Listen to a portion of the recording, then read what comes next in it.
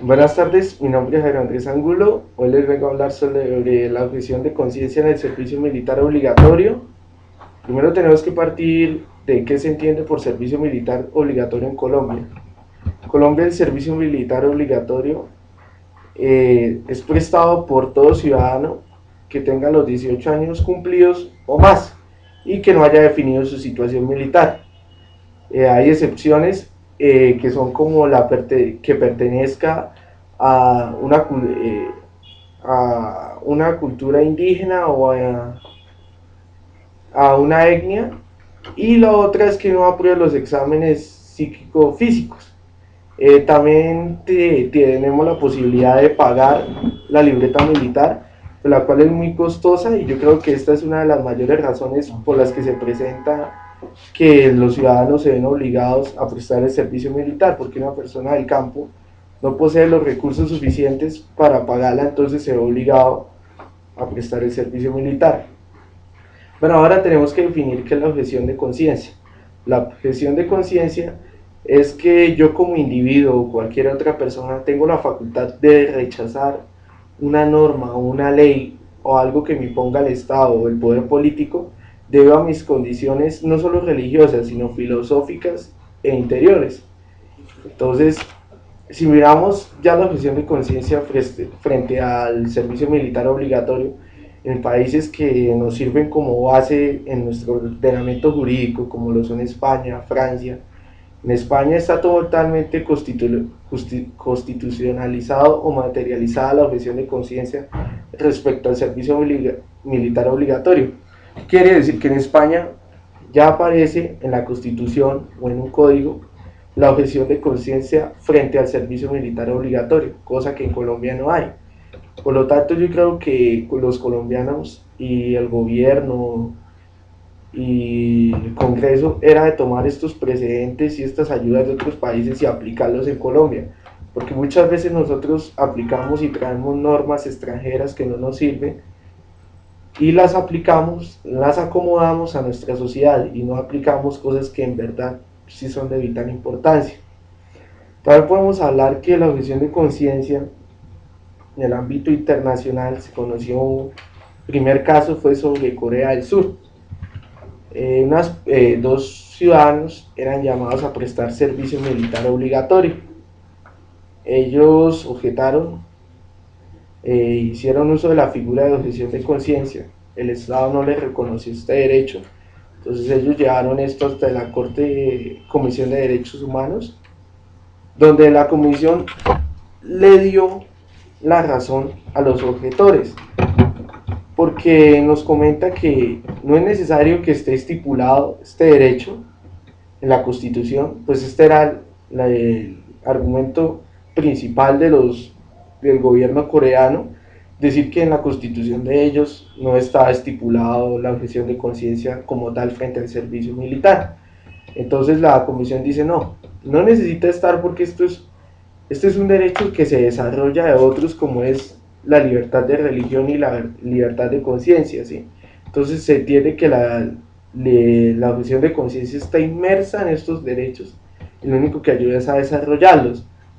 Entonces, como consecuencia, le da la razón a los objetores, sienta un precedente muy importante, y aparte de eso, busca que el Estado coreano indemnice a estas personas.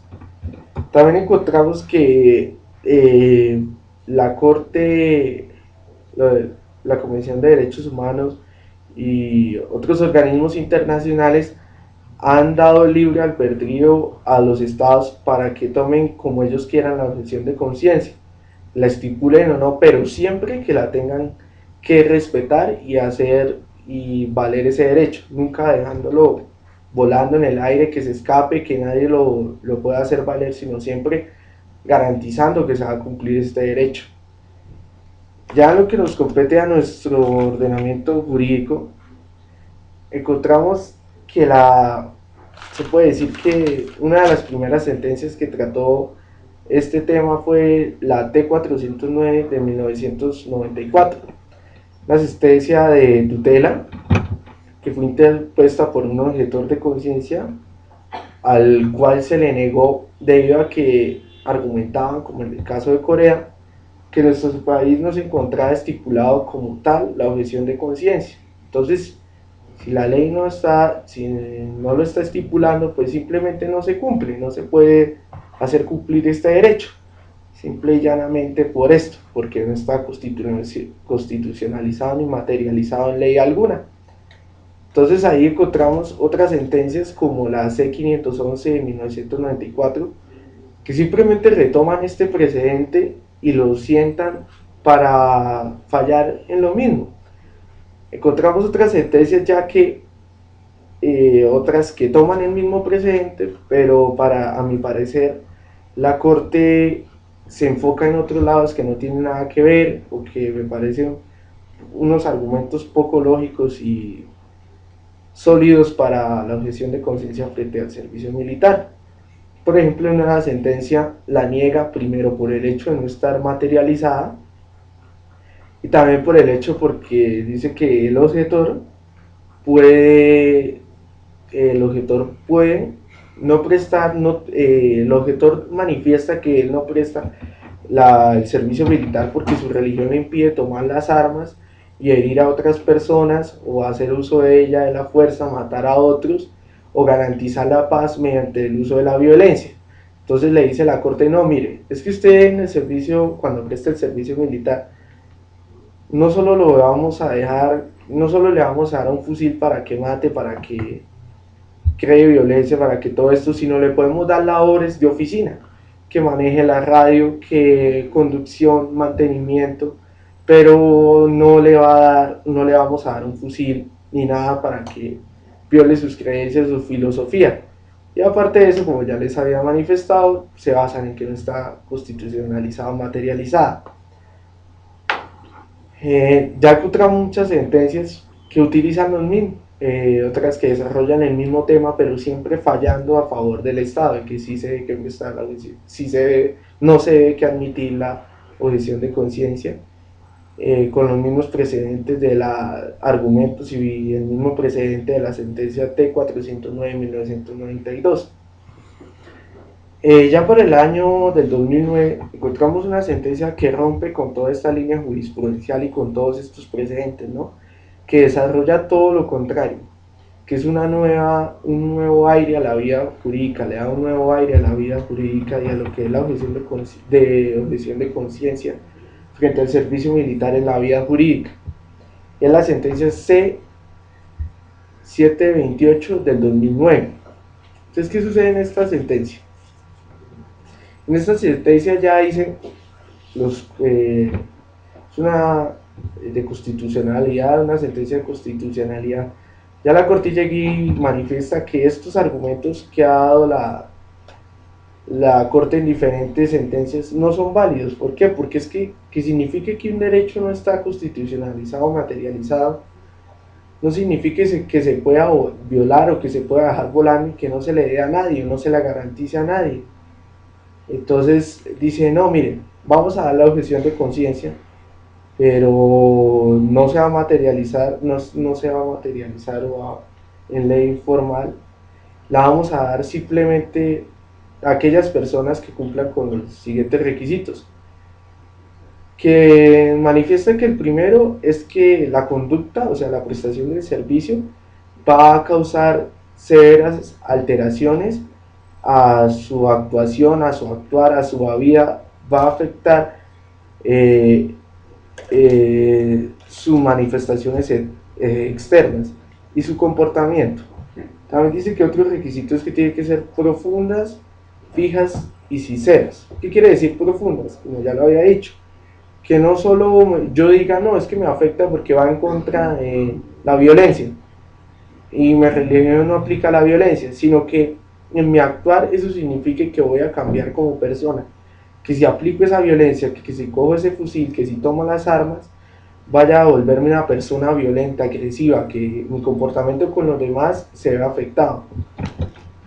En fijas y sinceras, que sean unas actuaciones que no son de momento, que no sirvan como simplemente una excusa o algo para sacarle el cuerpo, por decirlo así, al servicio militar, sino que sean objeciones y la objeción y los argumentos sean de años y sean válidos, sean sólidos, no sean de un solo momento, sino sean de su vida, que si usted dice que nunca fue violento, usted lo logre comprobar y lo haga así mediante pruebas. Por ejemplo, que si usted va a decir, en este caso, que nunca fue violento y se logra demostrar que usted en el colegio o en su adolescencia o en la edad se vio involucrado en riñas callejeras, pues esto le tumbaría por total el argumento. Eh, ¿Cómo dice la Corte que va a amparar este derecho? Mediante la acción de tutela. Toda persona que quiera objetar conciencia debe que hacerlo por vía de la acción de tutela. La Corte nos dice que pues, en esta sentencia y en las anteriores se vulneró el derecho de la libertad de religión y la libertad de conciencia, como ya sabemos, porque estos dos desarrollan a la objeción de conciencia. Bueno, ya para concluir en esta sentencia, nos dice que el deber probatorio, la carga probatoria recae toda sobre el objetor. Es el objetor el encargado de presentar todas las pruebas y de dar, por decirlo así, de decir si soy objetor y miren mis razones si son válidas y sinceras. No son de momento y no son una excusa para no prestarse el servicio militar. Ya para finalizar tenemos la sentencia T081 del 2012, que lo único que hizo fue como hacer realidad los parámetros y todo lo acordado en la sentencia anterior. Simplemente le dieron sí declararon como objetor al señor Wilmar Darío Gallo. Fue la primera sentencia que declaró como objetor a esta persona, no prestó el servicio militar y desarrolló por completo los acuerdos y conceptos y requisitos hablados anteriormente. A mi parecer, yo creo que en Colombia deberíamos que constitucionalizar o materializar el derecho a la objeción de conciencia en el servicio militar para evitar como ese desgaste judicial y que la persona conozca esto, ¿sí? Porque toda persona no sabe que existe una objeción de conciencia en el servicio militar y que se puede pedir mediante la acción de tutela, sino que estuviera estipulada en una ley para que fuera de conocimiento público y más eficaz, que todo el mundo tuviera la mano y la facilidad de conocer esa ley. Que también el encargado de decir si son objetores o no fuera la Dirección de Reclutamiento del Ejército Nacional, puesto que, y de las fuerzas militares de cada fuerza, puesto que son ellas las encargadas de vincular directamente a los soldados y evitar así pues tener que ir hasta los estrados judiciales. También a mi parecer deberíamos que tomar como base los precedentes y el precedente internacional como el de España, los fallos de la Corte Internacional y todo esto para aplicarlo a nuestra normatividad. Bueno, muchas gracias.